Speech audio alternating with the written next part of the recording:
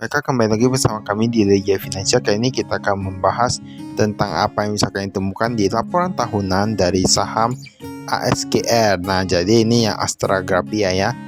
Dan tahun 2023 udah keluar. Ini ada Presiden Direktur Hendris Pramana, Direkturnya Devena Nasalita untuk alamat kantor Jalan Keramat Raya nomor 43 di Jakarta Pusat. Jadi ini Astra Grafia ini merupakan anak usaha juga ya, termasuk bagian dari Astra Group lah gitulah ya, termasuk bagian dari Astra Group. Kalau kita lihat di sini seperti biasa kita nanti lihat cashnya dulu.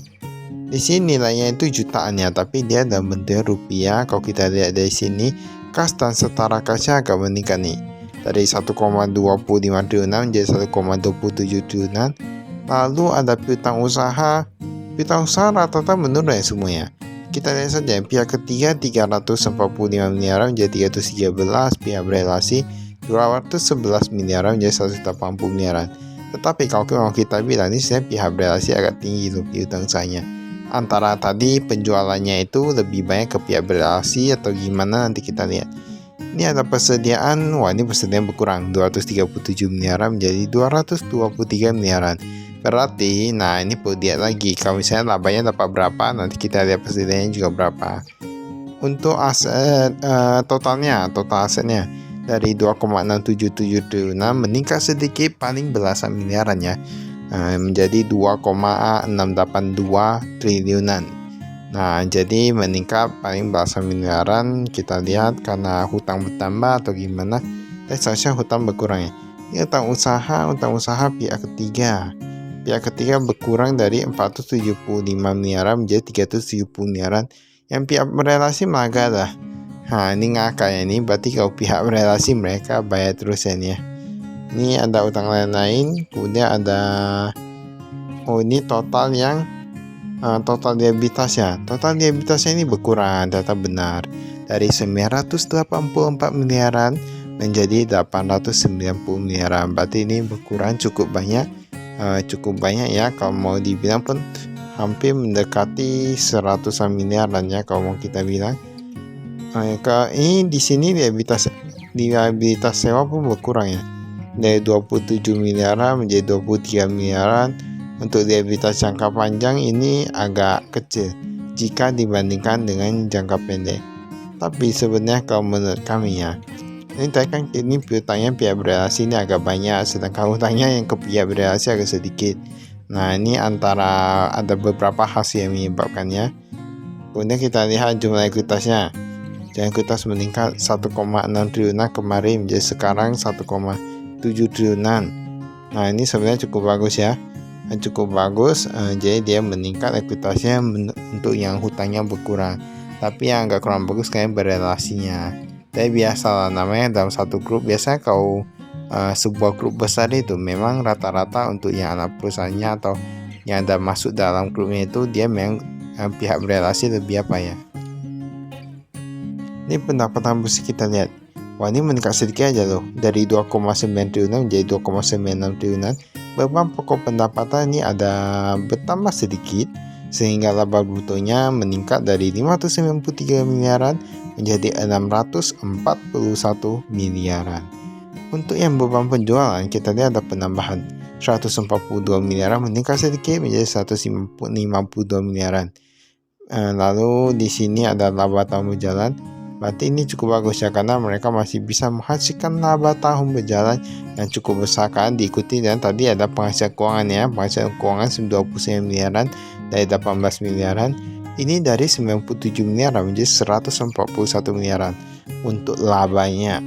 Ya, ini jadi dia agak melonjak cukup banyak, dan kalau tidak salah memang seharusnya nanti ada pengaruh harga saham sih. Kalau udah keluar gini seharusnya harga saham ada berubah. Kalau saya bagus ya. Arus kas dari aktivitas operasional. Penerimaan dari pelanggan 3,2 triliunan menjadi 2,9 triliunan. Ini penerimaan dari pelanggan nih. Padahal tadi kan penjualannya meningkat ya kan? Penjualannya meningkat tapi kok dia berkurang ya penerimaannya.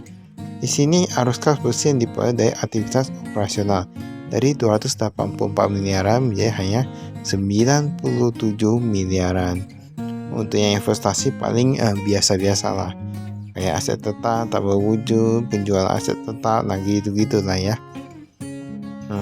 Kemudian kita lihat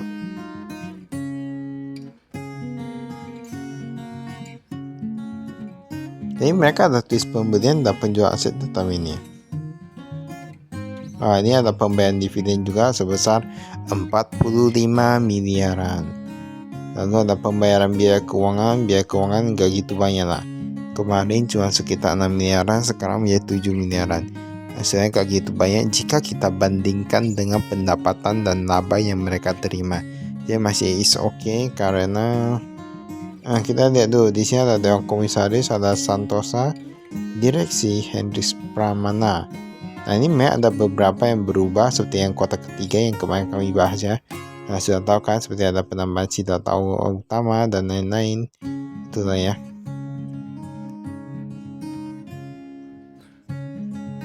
Yang ini kita skip. Sebenarnya ASKR kalau mau dibahas saya gimana ya, sebuah perusahaan bagus kalau dia maksudnya dengan pihak berelasi itu agak cukup besar pun saya hampir sama saja ya. Ini kita lihat cash on hand. Nah kas yang di tangan itu mereka ada sekitar 2,5 miliaran. Tapi kemarin mereka pegang 4,8 miliaran. Kemudian ada kas yang di bank 153 miliaran berkurang menjadi 64 miliaran. Deposito mereka tingkatkan ya dari 1 triliunan menjadi 1,2 triliunan. Itu untuk yang deposito ya. Ini ada cash di bank, ada Bank Mandiri, Permata, Central Asia, Commonwealth, sampai di Mandiri. Dan inilah salah satu tren yang kalau kami lihat ya, dari beberapa laporan kami jumpa ini mulai banyak orang taruh di Bank Mandiri ini. Ya rata-rata, biasanya kalau rata-rata ini di Bank Mandiri meningkat loh. Dan memang asetnya itu menjadi salah satu bank terbesar di Indonesia ya. Memang menjadi bank terbesar sih. Kas dan setara kas kita lihat. Mereka ada dolar AS, US dollar, Bank Mandiri, Bank Permata, Bank Mandirinya meningkat ya. Ini deposito ada pihak ketiga lah. PT Bank AS, Bank Permata dan lain semua meningkat. Dari 1 triliun menjadi 1,2 triliun. Paling banyak mereka taruh di Bank ANS Indonesia. Lalu kedua, the second is Bank Permata. Tapi bank asing ini baru pertama kali kami lihat ada yang taruh dalam jumlah yang begitu banyak. Entah karena bank asing ini bunganya lebih tinggi atau gimana. Tapi kayaknya dari selama ini kayaknya kami nggak ketemu lah yang taruh sangat banyak itu ya di sana ya. Nah lagi-lagi jika dilihat ini piutangnya sangat banyak. Dari 18 miliaran menjadi 78 miliaran yang lebih dari 6 bulan gak dibayar-bayar. Sebenarnya inilah yang perlu kita selidiki ya. Memang kalau secara umum kita lihat dari 581 miliaran menjadi 556 miliaran itu angkanya gak berubah jauh loh, bahkan berkurang. Tapi kita perlu ketahui itu yang dia lewat dari 6 bulan itu sebenarnya berapa, dan itu sebenarnya pihak ketiga atau pihak berelasi. Kita perlu tahu tentang hal itu. Misalnya ya, kalau dia ternyata pihak berelasi, berarti kan dia lebih mementingkan terhadap relasinya perusahaan sendiri gitu lah ya.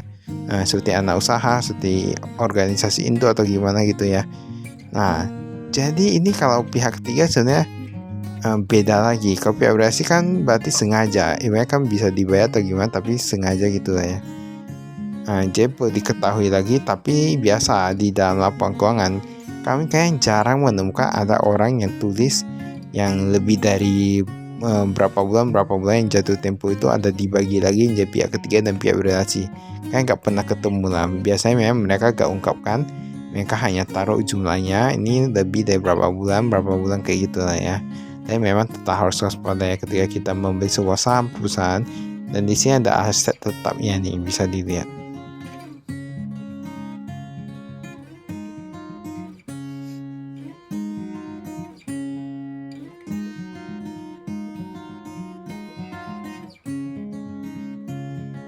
Ini ada utang usaha.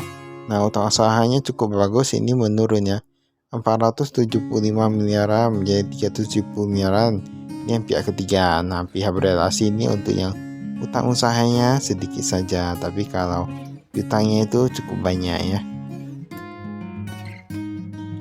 Ini ada rupiah, yen Jepang, dolar AS. Bahkan yang dolar AS kita dia meningkat loh. Semua rata-rata berkurang, tapi dolar AS meningkat. Mata uang asing yang lainnya kan udah jauh kecil. Ini ada perpajakan kita skip.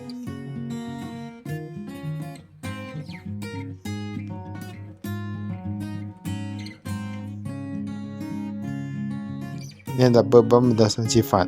Beban pokok pendapatan. Nah, ini ada naik sedikit ya. Ini beban beban umum ya. Ada jasa ahli daya, biaya karyawan, penyusutan dan lain banyak sekali di hutangnya. Dan pemakaian persediaan ini berkurang. Kemudian ada biaya karyawan. Biaya karyawan meningkat, memang seharusnya biaya karyawan meningkatkan, ada gaji, tunjangan dan lain-lain. Seperti yang kita ketahui, ini ada sewa, insurance, telecommunication, utility dan lain-lain. Di sini ada kewajiban imbal jangka panjang ya.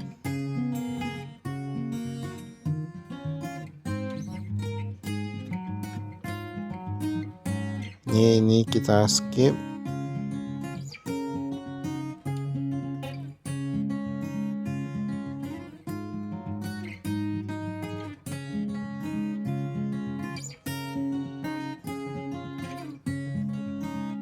Nah, ini ada dikatakan untuk yang pihak berelasi itu berdasarkan pendapatan. Ada yang dari rincian pendapatan diperoleh dari pihak-pihak berelasi. Berarti ini rincian pendapatan diperoleh dari pihak-pihak berelasi. Pantas saja yang piutangnya itu agak besar ya, yang pihak berelasi ya, karena memang banyak juga yang mereka jual di pihak berelasi. Tadi ada Astra International, kan tadi jualnya paling banyak itu ya. Ada beberapa. Di sini ada juga transaksi signifikan.